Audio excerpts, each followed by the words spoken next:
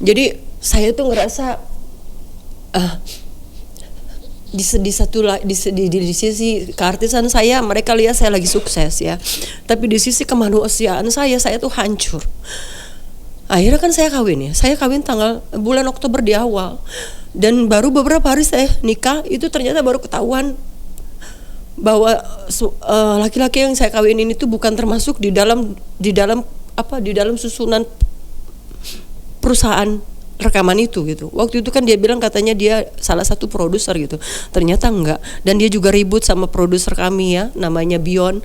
Pokoknya pada saat itu tuh saya tuh sudah di TV setiap hari sampai infotainment karena saya mau go internasional, Bapak Ibu ya. Kita sudah bertemu antara musisi Indonesia dengan musisi Jerman, bayangin Bapak Ibu. Satu sisi saya hancur ya, udah kawin gitu loh. Karena saya dulu nggak ngerti tentang arti pembatalan pernikahan gitu. Kalau saya tahu ngerti dulu tentang pembatalan pernikahan mungkin saya batalin gitu. Tapi saya percaya ini semua jalannya Tuhan ya Bapak Ibu. Dan akhirnya berantakan sudah, ke Jerman nggak jadi gitu ya. Rekaman nggak jadi, malu saya loh Bapak Ibu, malu banget karena kita sudah preskon gitu. Sampai waktu itu saya punya manajer pun udah kasih selamat, teman-teman juga udah kasih selamat bahwa saya akan go internasional gitu. Tapi ternyata semua berantakan. Kongsian mereka entah itu ada internal keributan di antara mereka, pokoknya buyar semua Bapak Ibu. Jadi saya juga buyar. Akhirnya saya ngurusin si suami ini. Jadi si suami pas kawin sama saya tuh sakit Bapak Ibu yang saya bilang tadi. Jadi kenapa saya tidak bisa langsung buru-buru minta cerai? Karena dia sakit. Saya tuh punya hati yang kemanusiaannya tinggi. Saya pun kesal pada saat itu. Karena kalau sebenarnya bisa aja langsung saya tinggalin gitu kan, karena saya merasa dibohongin. Tapi nggak tahu, saya nggak tega. Saya temenin dia sampai saya bilang tadi cerita, ya udah kita temenin sampai dia doa. Tapi saya percaya itu semua rencana Tuhan. Jadi rencana manusia itu nggak sama dengan rencananya Tuhan. Dan rencananya Tuhan pun sama, tidak sesuai dengan rencananya kita sebagai manusia. Nah singkat cerita di ibadah itu, karena saya membawa diri saya yang luka, hancur, kekecewaan yang paling dalam, sakit hati yang paling dalam dari usia kecil sampai usia saya 27 tahun menumpuk sehingga menekan batin saya Bapak Ibu. Jadi ada sebuah lagu di gereja di ibadah itu yang saya maki-maki orang Kristen. Lagu itu tidak ada bahasa Yesusnya. Mulai dari awal nyanyi satu lagu habis, masuk lagi berikutnya lagi lagu yang sama. Yang tadinya saya nggak ikutin, lama-lama saya mulai ikutin Bapak Ibu. Karena apa? Karena lagu itu nggak ada bahasa Yesus. Lalu yang tadinya saya duduknya saya ikat kencang tangan saya mulai melepaskan tangan saya. Yang tadinya saya memaki-maki, saya mulai ikutin lagunya. Lagunya seperti ini Bapak Ibu. Saya ikutin. Satu perkara yang tak dapat ku mengerti, mengapakah harus terjadi di dalam kehidupan ini. Banyak perkara yang kusimpan dalam hati, tiada satu pun kan terjadi tanpa Allah peduli. Nah waktu saya lihat Allah itu, jadi karena waktu itu Tuhan saya Allah, saya panggil namanya pakai Allah. Jadi mereka nyanyi-nyanyi pakai Allah, saya pakai Allah. Saya bilang lagunya bagus, nggak ada bahasa Yesusnya, saya ikutin. Sampai refnya, Allah mengerti, saya ganti Bapak Ibu. Allah mengerti, Allah peduli segala persoalan yang kita hadapi, tak akan pernah dibiarkannya ku bergumul sendiri sebab Allah mengerti. Gantian saya yang gila, saya sampai tersungkur turun-turun ke bawah. Saya sampai peluk-pelukin kursi. Saya panggil Allah saya saat itu. Saya panggil Tuhan saya di tengah-tengah orang Kristen yang lagi sembahyang. Saya berteriak, di mana engkau ya Allah? Saya bilang, di mana engkau ya Allah? Kenapa kau biarkan aku seperti ini? Kenapa kau biarkan aku hidup seperti ini? Kenapa begitu tidak adil hidup ini ya Allah? Saya berteriak Bapak Ibu dengan rasa sakit hati yang saya miliki, kekecewaan yang saya miliki, luka batin saat itu yang saya miliki. Gantian saya yang gila. Selesai ibadah, bahkan ada yang terjadi, tidak terjadi apa-apa. Saya hanya merasa lagu itu tepat buat saya. Singkat cerita sudah pulang, kita makan, ada sebuah pikiran dalam pikiran saya gini, ini si suami didoain kena santet aja bisa sembuh. Masa saya cuma sakit jiwa? Saya sudah bilang saya tuh sakit jiwa Bapak Ibu. Saya cuma bilang masa gue cuma sakit jiwa nih, sakit apa pikiran atau sakit jiwa lah, sakit gila. Masa gue cuma gila aja nggak bisa disembuh nih? Aku pengen didoain sama orang Kristen. Nah itu saya buka celah Bapak Ibu. Lalu saya bilang sama si suami, lu kapan tuh bapak lu bikin acara doa-doa, mau dong didoain. Saya buka celah Bapak Ibu. Akhirnya mereka datang hari Rabu, mereka ada acara komsel waktu itu. Saya kan ngikut aja ya karena mau didoain. Didoain duduknya di bawah tuh Bapak Ibu. Waktu duduknya di bawah, mereka mulai nyanyi dan mereka bertanya, "Lucy kan orang muslim, Islam, kita doakan memang gak apa-apa." Karena orang Kristen harus bertanya dulu, mau gak didoakan? Kita doakan pakai nama Yesus loh. Waktu dia bilang gitu, dalam hati gue kan, lu doain gue bukan berarti gue jadi orang Kristen kali. Karena masih dunia saya ya, masih galak. Oke, saya mau didoakan. Kan gak jadi orang Kristen teman-teman. Karena waktu itu saya berusaha untuk moderat gitu. Akhirnya waktu saya didoakan, mereka nyanyi lagu yang tadi sama. Nah, kalau tadi di kursi, sekarang saya di lantai guling-guling Bapak Ibu. Teriak-teriak saya nyanyi sampai ya Allah Tuhan, ya Allah Tuhan. Dan saya teriak-teriak. Dan akhirnya singkat cerita Bapak Ibu, waktu saya bangun dan mereka ngelilingin saya karena saya nangis-nangis terus, batin saya sakit, mereka doain saya pakai bahasa yang sekarang saya tahu bahasa roh.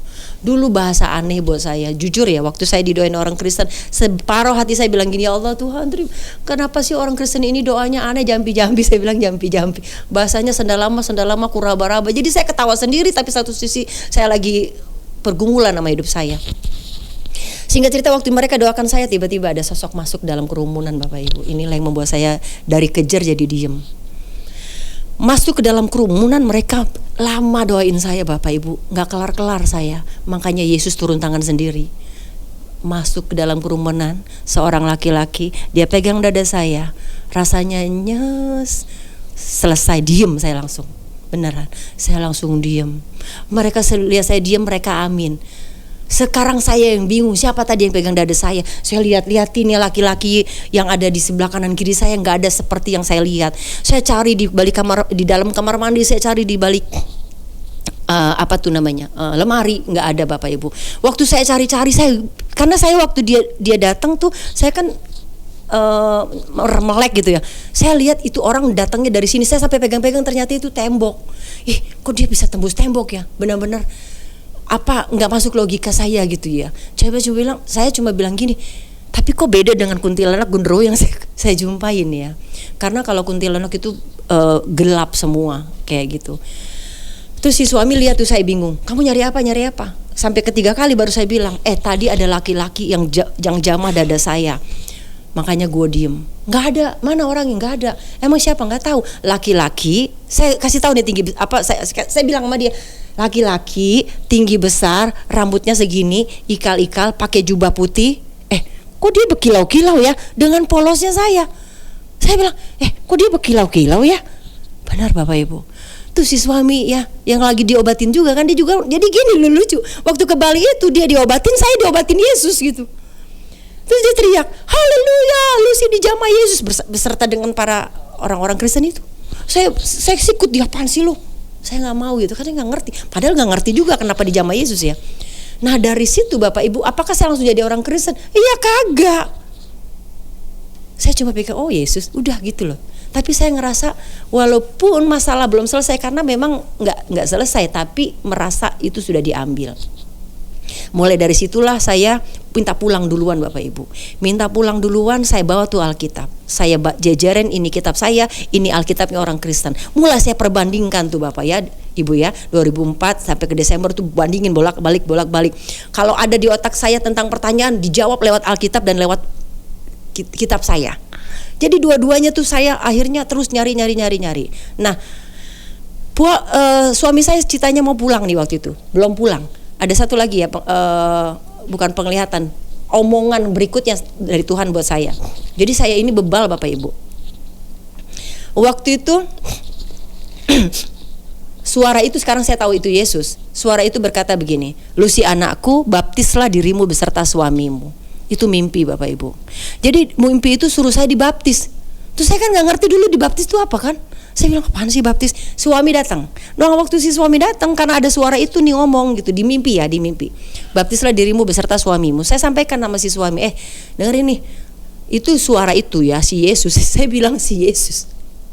Masih tidak mengerti Yesus itu hebat ya.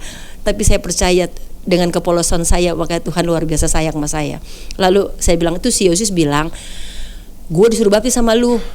Tahu gak suami saya bilang ini, gila lu kagak boleh, lu kan orang Islam, mau digorok gue sama bapak gue, sama mak lu, kan dia tahu mak gue yang paling galak saya daripada bapak gue. Mau digorok gue sama mak lu, gila nggak boleh. Ya udah, gue kan cuma ngomong, tuh si Yesus ngomong begitu. Jadi sekali, 2 kali, 3 kali ngomong kayak gitu terus nih ya teman-teman, dan nggak boleh karena saya Islam, nggak boleh dibaptis. Bener dong dia. Ada satu malam Bapak Ibu Saudara, si suami ini sakit lagi, sakitnya udah mau metong lagi nih ya, sudah mau metong lagi karena udah sekarat lagi. Terus saya bingung dong, kok dia kambuh lagi? Wah kacau nih orang Kristen nih, saya bilang. Kok sakitnya kambuh? Wah bener nih, si Yesus nih kok nyembuhin orang nggak selesai, saya bilang. Tahu gak Bapak Ibu, ini dia tantangan pertama saya buat Tuhan nih orang Kristen.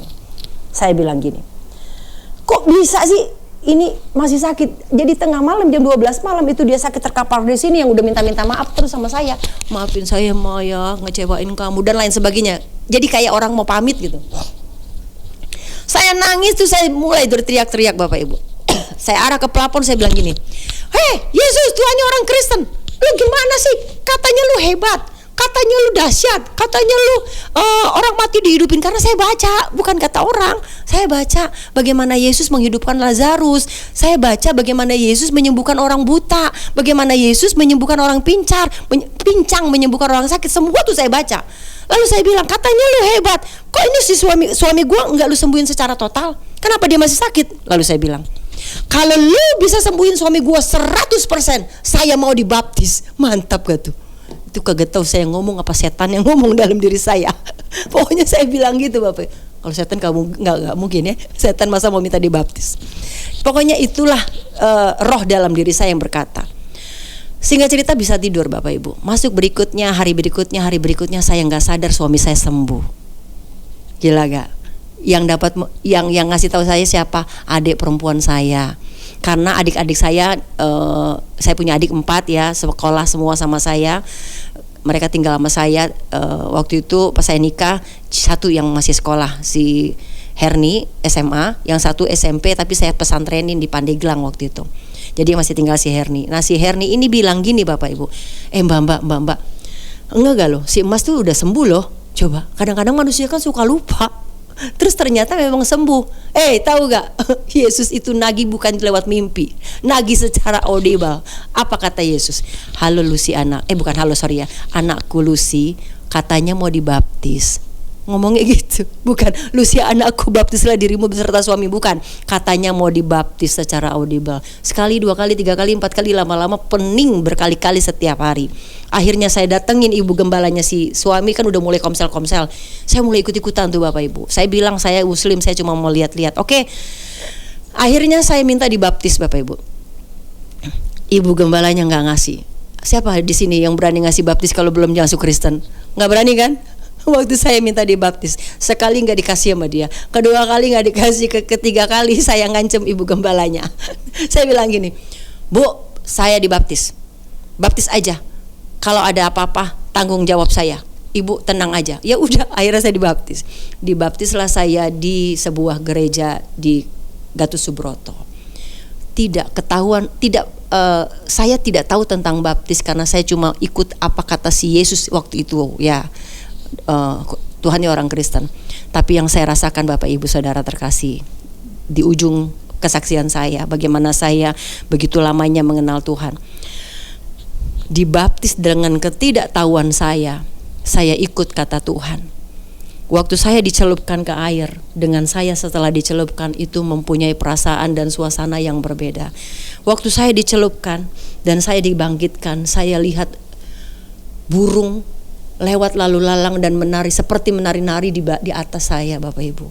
Karena kami dibaptisnya itu di Manggalawana Bakti ya, banyak pepohonan. Jadi saya ngerasa tuh nggak bisa dikatakan dengan kata-kata, begitu bagus dan begitu indahnya. Dan saya nggak ikut katekisasi karena saya ngancam ikut baptisnya. Nah singkat cerita Bapak Ibu Saudara, saya katakan di sini saya dibaptis karena ikut Yesus, karena ikut apa kata dia, tapi tidak mengerti apa-apa. Tuhan Yesus benar-benar berperkara dalam hidup saya. Tahun 2005 saya mulai semakin pengen kenal Yesus. 2005, 6, 7, 8, 9, 10, 11, 12, 11. Tahun 2011 mulai saya pindah ke Bali, saya mulai sedikit mengikrarkan diri ke tetangga kanan kiri saya orang Kristen, karena saya tinggal di Bali, nggak banyak kenal teman-teman saya. Tapi akhirnya 2016, 17, 18, 19, 2011 saya pindah ke Bali, 2016 saya balik lagi ke Jakarta karena ada persoalan yang besar sekali. Saya harus kehilangan rumah tangga saya. Tapi dari kejatuhan itu saya dapat benar-benar mengikuti Yesus, Bapak Ibu. 2016 rumah tangga saya berantakan, Bapak Ibu Saudara. Karena sebuah rumah tangga, saya katakan di sini bagaimana imam. Di saat imam tidak patuh kepada Tuhan, saya katakan kehancuran rumah tangga tinggal setitik. Dan saya nggak katakan berarti suami saya yang paling jelek, itu enggak. Saya juga tidak baik. Tapi karena ada satu hati di antara kami, sehingga akhirnya rumah tangga kami hancur dan kami berantakan lah ya. Saya pindah ke Jakarta 2016, akhirnya ketok palu di KUA 2018 karena proses yang begitu lama, karena dia juga menuntut surat cerai ya. Saya tidak mau ceritakan apapun di sini karena kami berdua satu sama lain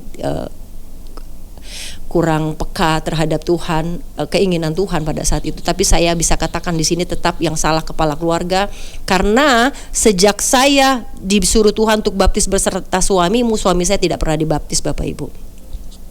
Akhirnya 2016, 17, 18, 19, 21. 17 tahun dari saya mengenal Tuhan sampai dengan tahun 2021 saya baru beranikan diri untuk berkata di hadapan dunia. Saya mulai mengikrarkan diri saya, iya saya pengikut Yesus. Semua ketakutan dalam hidup saya pada saat saya mengaku sebagai orang percaya atau orang Kristen, itu semua ternyata benar terjadi. Saya sudah ikut Yesus, sudah beberapa kali, bahkan saya sudah rajin ke gereja, keluarga saya juga sudah tahu, tapi hanya keluarga saja. Ibu saya tuh maunya, ya udah, lu kena jadi orang Kristen silakan, tapi jangan kasih tahu siapa-siapa, kira-kira gitu. Apakah saya sempat dapat intervensi dan dapat intimidasi dari keluarga? Oh ya, pasti ada, Bapak Ibu ya. Dan itu lumrah. Bagaimana saya dianiaya ibu saya waktu saya ketahuan mulai ikut ke gereja. Tapi saya cuma bisa katakan di sini, Bapak Ibu Saudara, yang luar biasanya, setelah saya mengikuti Yesus, saya mengerti arti mencintai ibu saya. Saya mengerti arti mengasihi ibu saya. Saya mengerti arti menyayangi keluarga yang menyakiti hati saya. Karena saya katakan di sini, saya mengampuni mereka, mengenal tentang pengampunan setelah saya menjadi pengikut Yesus, Bapak Ibu. Yang tadinya saya sakit jiwa karena kepahitan, karena luka batin, justru saya setelah mengenal Yesus, sedikit demi sedikit Tuhan mengajarkan saya untuk mengampuni. Jadi 2021 akhirnya benar-benar saya banyak sekali penyelesaian yang harus saya lakukan kepada keluarga saya sambil lewat ya, 2015 sampai dengan 2021 ya. Akhirnya singkat cerita saya menjadi damai sekali dengan ibu saya, menjadi mengampuni juga kakak-kakak saya, keluarga saya. Itulah arti mengenal Yesus.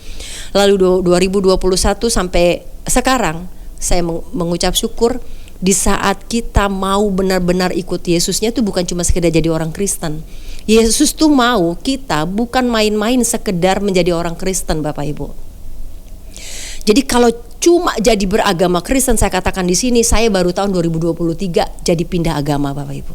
Kenapa? Karena KTP saya dan secara tetek bengek saya baru ganti tahun 2023. Tetapi secara kerohanian saya mengenal Yesus sudah lama. Walaupun masih mencari-cari. Tapi apakah pada saat kita mengenal Yesus dengan cara kita imani dia sebagai Tuhan dan Juru Selamat sudah selesai? Belum, Bapak Ibu. Tuhan mau kita ikut apa kata dia. Makanya di dalam Matius 28 dikatakan ayat 19 sampai 21, pergilah beritakanlah tentang aku. Lalu baptislah mereka dalam nama Bapa, Putra dan Roh Kudus. Ini yang paling penting. Dan ajarlah mereka seperti yang aku ajarkan kepadamu. Dengan kata lain, Yesus tuh mau kita bukan cuma sekedar menjadi anak, tapi Yesus mau kita menjadi murid yang terus belajar. Mau kamu udah jadi pendeta sebesar apapun, kamu tetap murid bersama Tuhan. Dari sinilah saya mengerti bahwa Tuhan tuh pengen kita all out. Ketakutan-ketakutan kita secara dunia, pada saat kita all out, Tuhan akan all out sama kita, Bapak Ibu. Saya saksikan di sini bagaimana dulunya saya lari-larian, takut saya jadi orang Kristen di hadapan dunia. Sekarang saya tidak lari-larian, saya berlari mengikuti Yesus. Tapi Yesus luar biasa, Dia menaungi hidup saya dan keluarga. Saya memang cuma tinggal berdua dengan anak-anak saya, bertiga, anak saya 2, saya sendiri. Saya memang cuma single parent yang biaya hidup tidak kecil ya. Bagaimana saya harus menanggung keluarga, anak-anak sekolah yang tidak sedikit. Lalu bagaimana saya juga harus bayar kontrakan sana sini karena saya tidak mendapatkan harta gono gini yang dikuasain sama mantan suami saya. Saya nggak mau pusing karena saya percaya saya punya Tuhan yang besar, Tuhan yang benar. Di saat saya cuma bilang Tuhan aku mau, dan 2021 saya katakan aku mau ikut Tuhan. Bapak Ibu Saudara, sekarang saya bisa ada sampai hari ini itu bukan karena hebat dan gagah saya. Kalau karena saya sudah berhenti Bapak Ibu. Bapak Ibu bisa lihat tahun 2016 saya kehilangan rumah tangga saya karena saya nggak ikut Yesus, karena saya ikut apa kata saya. Walaupun waktu itu saya sudah mondar-mandir ke gereja, mondar-mandir ikut persekutuan, tapi Tuhan berkata apa tahun 2021? Nyala kau dari hadapanku, aku tidak mengenal engkau. Itu bukan sekedar firman Bapak Ibu. 2021 bulan Mei, mundur ke belakang tahun 2020 Desember waktu COVID-19 ya, saya kena COVID. Desember itu Tuhan sudah ingatkan saya untuk saya bersaksi, tapi saya katakan nggak mau. Saya bilang nggak mau Tuhan, nanti saya nggak punya kerjaan, nanti saya nggak punya teman-teman artis, nanti teman-teman artis saya meninggalkan saya, dunia pengacara saya meninggalkan saya, pokoknya saya nggak punya apa-apa gitu. Saya tuh ibu tunggal, saya nggak mau Bapak Ibu. Waktu itu 2020 loncat 2021 di bulan Mei akhir saya mulai sakit lagi COVID Delta yang makin sakit luar biasa. Delta di sini sakitnya benar-benar Bapak Ibu, tapi saya nggak ke rumah sakit karena apa? Saya nggak mau diisolasi ya, karena pada saat saya di rumah sakit pasti saya selesai duluan. 2021 bulan Juni waktu saya menangis satu malam yang mungkin COVID itu akan membawa saya ke dalam hadirat Tuhan yang sesungguhnya pulang ke rumah Bapak. Waktu itu saya nangis, saya bilang Tuhan ampuni saya, jangan ambil saya Tuhan, tolong Tuhan jangan ambil saya. Di dalam ketakutan kita karena kematian Bapak Ibu Saudara, saya cuma bisa menangis malam itu. Tapi apa yang terjadi? Makanya saya bilang firman itu hidup. Tuhan berkata, Bapak berkata di telinga saya, Dia berkata, enyahlah kau dari hadapanku, aku tidak kenal engkau. Bapak Ibu bisa bayangkan pada saat kita rajin ke gereja, rajin baca Alkitab, sudah mengenal Yesus, sudah mengenal kebenaran, sudah berkata dengan mulut dan lidah kita bahwa Yesus adalah Tuhan dan Juru Selamat. Tapi pada saat kita berkata di hadapan Tuhan dan Tuhan berkata, enyahlah kau dari hadapanku, aku gak kenal engkau, mau kemana? Malam itu titik besar saya untuk berpaling kepada Tuhan, berbalik kepada Tuhan. Lalu saya cuma bilang, ya Tuhan ampuni saya. Waktu Tuhan bilang gak kenal saya. Dan saya cuma bilang gini, Tuhan apa yang harus saya lakukan Tuhan untuk menyenangkan hatimu? Bapak Ibu, di saat kamu merasakan kamu sudah mengecewakan Tuhan, cuma katakan kata-kata pamungkas ini di hadapan Tuhan. Katakan, Tuhan apa yang harus aku lakukan untuk menyenangkan hatimu? Tuhan bilang apa? Aku mau kau bersaksi dalam namaku. Aku mau kau menyaksikan semua kebaikan yang kulakukan pada hidupmu. Tapi sifatnya manusia suka nawar Bapak Ibu. Malam itu masih ada penawaran dalam diri saya. Lalu saya bilang, yes Tuhan aku mau. Waktu saya bilang aku mau, tapi Tuhan gereja kan tutup. Memang gereja tutup. Saya pikir kan mau bersaksi di mana, gereja tutup. Tapi Tuhan Yesus dahsyat. Segala sesuatu pada saat kita perang Tuhan sudah siapkan persenjataan. Termasuk YouTube itu persenjataan buat semua anak-anak Tuhan memberitakan tentang kebaikan Tuhan. Lalu Yesus berkata, YouTube, karena sebelumnya saya diingatkan Tuhan Desember 2020 setelah lihat YouTube. Singkat cerita, akhirnya saya bersaksilah di YouTube tanggal 13 Juni, apa Juli saya lupa ya, 13 Juli, berarti itu bulan bulan Juni saya kena saya lupa, pokoknya Juni atau Juni ya, saya Juni. 13 Juni itu saya menyaksikan di YouTube-nya sebuah YouTube rohani. Nah dari situlah Tuhan menetapkan langkah-langkah orang benar Bapak Ibu. Saya bukan orang baik tuh Bapak Ibu ya, tapi saya mau hidup benar dalam Kristus. Karena pada saat itu saya gak mau main-main. Saya cuma bilang Tuhan, sekarang usia saya 48, jadi waktu itu usia saya 44 tahun. Saya bilang saya gak mau main-main lagi buat Tuhan.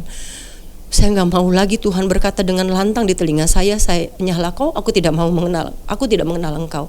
Saya nggak mau lagi dengar Tuhan berkata demikian. Makanya saya sungguh-sungguh ikut Tuhan Yesus dan katakan mau di hadapan Tuhan.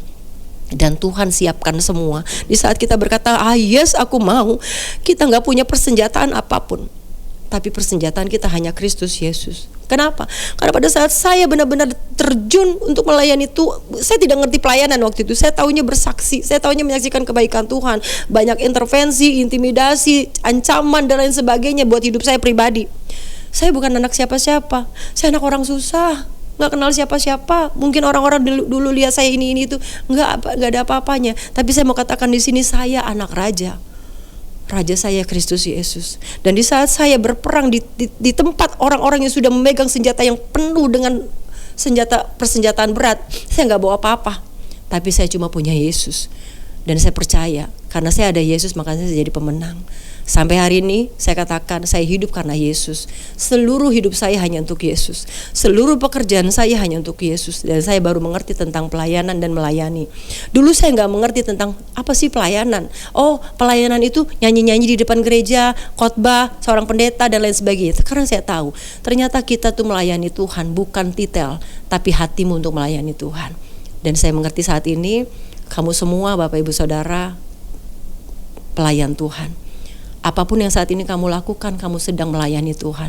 Jangan berkecil hati pada saat kamu merasa, aku mah cuma ibu rumah tangga, aku gak bisa pelayanan. Oh no, ibu sedang melayani Tuhan.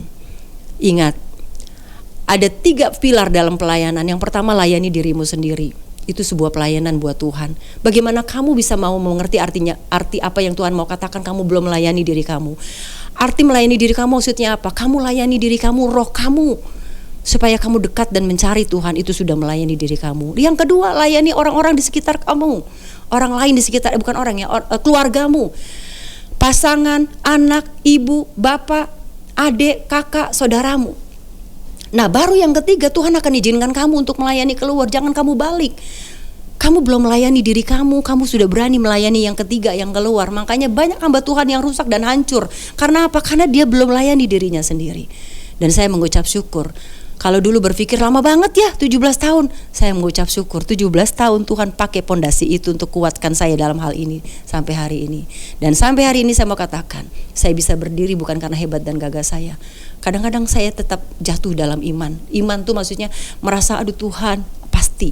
Tapi saya percaya pada saat saya perkatakan dengan mulut, Tuhan saya tidak akan kalah. Saya punya iman yang kuat melalui Engkau Tuhan. Dan saya tetap ada hari ini karena Tuhan Yesus baik dalam hidup saya. Jadi Bapak Ibu Saudara, kamu juga bisa melayani Tuhan dengan menyenangkan hati Tuhan.